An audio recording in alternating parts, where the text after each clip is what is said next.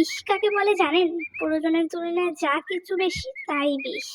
ধরেন আপনি কাউকে বেশ গুরুত্ব দিচ্ছেন, তাকে অনেকবার ফোন দিচ্ছেন, সে কি খাবে, কি করবে, এটা নিয়ে আপনি অনেক ভাবছেন। সে কার সাথে কথা বলবে, কি করবে না করবে, এটা নিয়ে আপনার অনেক চিন্তা।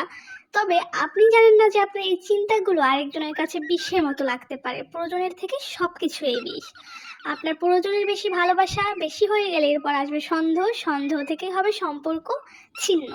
তাই কারো জন্য কখনো কোনো কিছু বেশি করবেন না। সকাল সকাল ঘুম থেকে উঠে পাখিদের সাথে একটু গল্প করেই চলে আসলাম আমার গাছের দিকে। আর আজকে গাছটা এত সুন্দর লাগছে, গাছের রূপ দেখে আমি তো মগ্ন হয়ে গেছি। যাই হোক, অনেক সময় ধরে আকাম কুকাম অনেক কিছুই করেছি, এইটা ওইটা করি, কি আর করবো। এইদিকে এখন রান্নায় মনোযোগ দিতে হবে, কারণ রান্নায় যদি মনোযোগ না থাকে তাহলে রান্না কিন্তু একটু মজা হয় না। শাকটাকে খুব সুন্দর করে ধুয়ে আজকে চলে গেলাম ভর্তা বানাতে। আর ভর্তা খেতে আমার এত মজা লাগে। আগে তেমন একটা ভর্তা খেতাম না, কিন্তু ইদানিং আমার ভর্তা দিয়ে ভাত খেতে অনেক অনেক মজা লাগে। আর এই ভর্তাটা তো অনেক মজা, বেশি করে ধনিয়া পাতা দিয়ে ভর্তা বানালে ওই ভর্তা খেতে তো অনেক মজা লাগে। কারোর জন্য বেশি কিছু করলে সেটা ঠিক বিষ হয়ে গেলেও খাবারের বেলায় সবকিছু বেশি বেশি দিলে খাবারটা কিন্তু খুব মজা হয়। মানুষের প্রতি প্রায়োরিটি বা ইফেক্ট না দিয়ে ওই সেম ইফেক্ট যদি তুমি তোমার কাজের ভিতরে দাও তাহলে সেই কাজ কিন্তু অনেক সুন্দর হবে।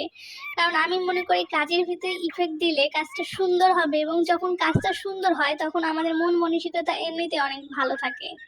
তাই যে কাজই করবা তাহা মনে করবা সেটাই খুব সম্মানের কাজ। আর প্রতিটি কাজকে খুব সম্মান দেওয়ার চেষ্টা করবা এবং প্রতিটি কাজে খুব মনোযোগ দিয়ে করার চেষ্টা করবা। এদিকে কথা বলতে বলতে আমার কিন্তু ডালের ভর্তাটা একেবারে হয়ে গেছে। ডালের ভর্তাটা খেতে আমার কাছে এত মজা লাগে, এই ভর্তাটা আমার কাছে খুব মজা লাগে, বেশি করে ধনেপাতা দিয়ে এই ভর্তাটা খেতে এত মজা। ওই যে বললাম কাজের প্রতি ইফেক্ট দিলে রান্নাও কিন্তু ভালো হয়। যে কোনো জিনিসে মন দিয়ে করলে সব জিনিসই কিন্তু খুব মজা হয়। আর এই ডালের ভর্তাটা এত মজা হয়েছে, আজকে আমার শুধু ভর্তা দিয়ে ভাত খাওয়া হবে অনেক। সত্যি বলতে ভিডিওতে ভয়েস দেওয়ার সময় আমার কিন্তু এখন এই ডাল দিয়ে ভাত খেতে ইচ্ছা করেছিল, বাট ভয়েসটা আমি একদিন পর দিয়েছি, এখন তো আর খেতে ইচ্ছে করলে কোনো লাভ নেই। তবে এইখানে আমি এখন ডিম ভুনা করব, তো ডিমটা একটু ভেঙে গেছিলো, তাও আমি এটা ভেজে দিয়ে দিয়েছি।